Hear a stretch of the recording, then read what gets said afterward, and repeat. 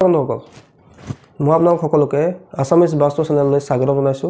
বন্ধুসকল মোৰ নাম গোবিন্দ ৰাজখোৱা, মই এজন এষ্ট্ৰবাস্তু এক্সপাৰ্ট, নিউমেৰলজিষ্ট আৰু এজন তান্ত্ৰিক। আপোনালোকৰ সুবিধাৰ্থে মই চেনেলটোত বাস্তুৰ সম্পৰ্কে, সংখ্যাতত্ত্বৰ সম্পৰ্কে, জ্যোতিষৰ সম্পৰ্কে, তাৰ লগতে তন্ত্ৰৰ বিভিন্ন প্ৰয়োগৰ ভিডিঅ'সমূহ ইয়াত আপলোড কৰি থাকোঁ। গতিকে যদিহে আপোনালোকৰ মোৰ চেনেলৰ ভিডিঅ'সমূহ চাই ভাল লাগে, অনুগ্ৰহ কৰি মোৰ চেনেলটো ছাবস্ক্ৰাইব কৰিব, ভিডিঅ'সমূহ লাইক কৰিব, কমেণ্ট কৰিব আৰু যিমান পাৰে শ্বেয়াৰ কৰিব। বন্ধুসকল মই মোৰ আগৰ ভিডিঅ'টোত আপোনালোকৰ লগত বাঘৰ নখ আৰু বাঘৰ দাঁতৰ উপকাৰিতা সম্পৰ্কে জনাইছিলোঁ।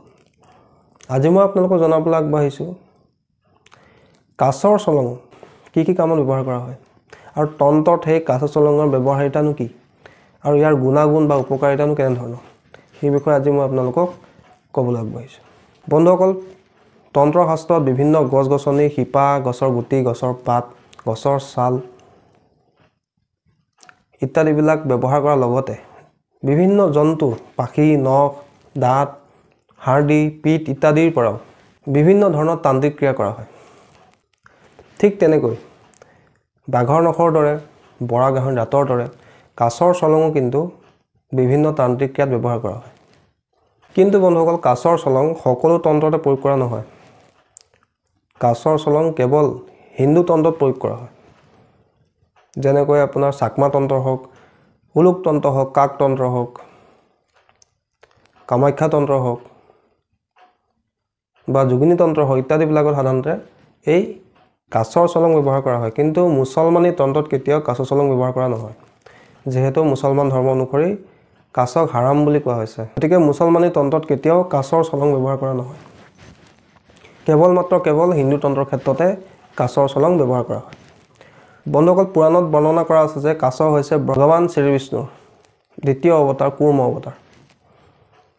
আৰু সেই কাছৰ পিঠিতে মন্দাৰ পৰ্বতখন অসুৰ আৰু দেৱতাই ৰাখি লৈ সাগৰ মন্থন কৰিছিলে।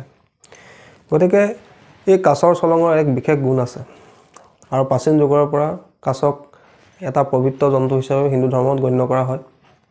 এই কাছৰ চলঙৰ বিভিন্ন উপকাৰিতা আছে। তন্ত্ৰত বিভিন্ন প্ৰকাৰে এই কাছৰ চলং ব্যৱহাৰ কৰা হয়। বন্ধুসকল সেই সম্পৰ্কে মই এতিয়া ক'বলৈ আগবাঢ়িছোঁ। গতিকে আপোনালোকে ভিডিঅ'টো ধ্যান দি শুনিব যাতে সম্পূৰ্ণ কথাখিনি বুজি পায়।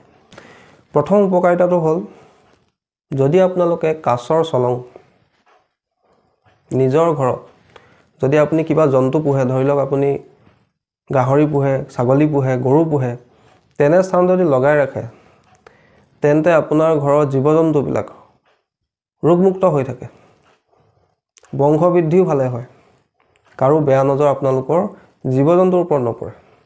যদি আপোনাৰ কিবা ডাঙৰ ফাৰ্ম আছে, গৰু ছাগলী ফাৰ্ম আছে, গাহৰি ফাৰ্ম আছে, কুকুৰাৰ ফাৰ্ম আছে, সেই স্থানত যদি আপোনালোকে অকণমান কাছৰ চলং ওলোমাই ৰাখে তেন্তে সেই জীৱ জন্তুবিলাকৰ ৰোগ ব্যাধিও কম হয়, বংশবৃদ্ধিও ভাল হয়, তাৰ লগতে বেলেগৰ বেয়া নজৰৰ পৰা সুৰক্ষিত হৈ থাকে।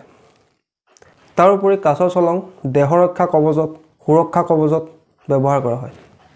বিশেষকৈ যদি কাছৰ চলং আপোনালোকে তাবিজত ভৰাই ধাৰণ কৰে তেন্তে বিভিন্ন ধৰণৰ তান্ত্ৰিক ক্ৰিয়াৰ পৰা আপোনালোকে সুৰক্ষিত হৈ থাকিব পাৰে।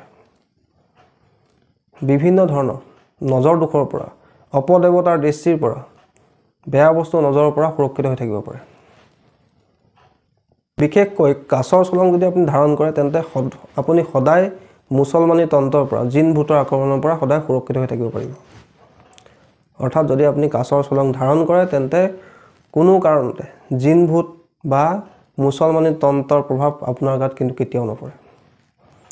যদি বন্ধুসকল আপোনাৰ ঘৰত খুব নজৰ লাগি থাকে, নিগেটিভ শক্তিৰ প্ৰভাৱ আপোনালোকে অনুভৱ কৰে ঘৰত, তেন্তে আপোনালোক ঘৰৰ সুৰক্ষাৰ কাৰণে অকণমান কাছৰ চলং যদি আপোনালোকে ঘৰৰ মুখ্য দুৱাৰৰ ওপৰত ৰাখি দিয়ে, তেতিয়াও কিন্তু কোনো ধৰণৰ নিগেটিভ শক্তি আপোনাৰ ঘৰত প্ৰৱেশ কৰিব নোৱাৰে।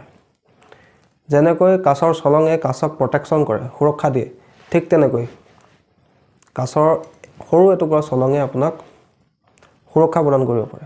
সৰু এটুকুৰা চলঙে নিগেটিভ এনাৰ্জিৰ পৰা, অৰ্থাৎ নিগেটিভ এনাৰ্জি আপোনাৰ ঘৰত প্ৰৱেশ কৰাৰ পৰা আপোনাৰ ঘৰখনক সুৰক্ষা প্ৰদান কৰিব পাৰে।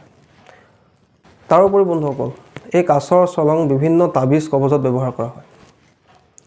আৰু যিসকল ব্যক্তিৰ সঘনাই দুৰ্ঘটনা হৈ থাকে, মৃত্যু ভয় মনত থাকে, অৰ্থাৎ কিবা হ'ব নেকি এটা অজান ভয় তেওঁৰ মনত চলি থাকে, বা জন্মকুষ্ঠিত অপমৃত্যু হোৱাৰ যোগ থাকে, তেওঁ যদি কাছৰ চলং অকণমান কাছৰ চলং তাবিজত ভৰাই ৰূপৰ তাবিজত ভৰাই ধাৰণ কৰে তেন্তে সেই ব্যক্তিজনৰ কিন্তু দীৰ্ঘায়ু হয়। তেওঁৰ যদি অপমৃত্যুৰ যোগ থাকে, অকালতে মৃত্যুৰ যোগ থাকে, সেই দুখো খণ্ডন হয়। বন্ধুসকল, এইখিনি উপকাৰিতাৰ কাৰণেই বিভিন্ন ধৰণে তন্ত্ৰত এই কাছৰ চলং ব্যৱহাৰ কৰা হয়। বন্ধুসকল, মই আপোনালোকক জ্ঞাতাৰ্থে এইখিনি কথা ক'লোঁ, কিন্তু মই এইটো কোৱা নাই যে আপোনালোকৰ নিজৰ লাভৰ কাৰণে কোনো জীৱ জন্তুক ক্ষতি কৰক, আৰু যদি ক্ষতি কৰে সেইটো আইনমতে অপৰাধো। গতিকে যদি আপোনালোকে পুৰণা ক'ৰবাত পায়, ধৰক কাৰোবাৰ ঘৰত বহুত পুৰণা কাছৰ চলং পায়, তেন্তে কিদৰে তাক ব্যৱহাৰ কৰিব লাগে সেই বিষয়ে আজি আপোনালোকক মই জনালোঁ। আশা কৰিছোঁ আপোনালোকৰ ভিডিঅ'টো চাই ভাল লাগিলে।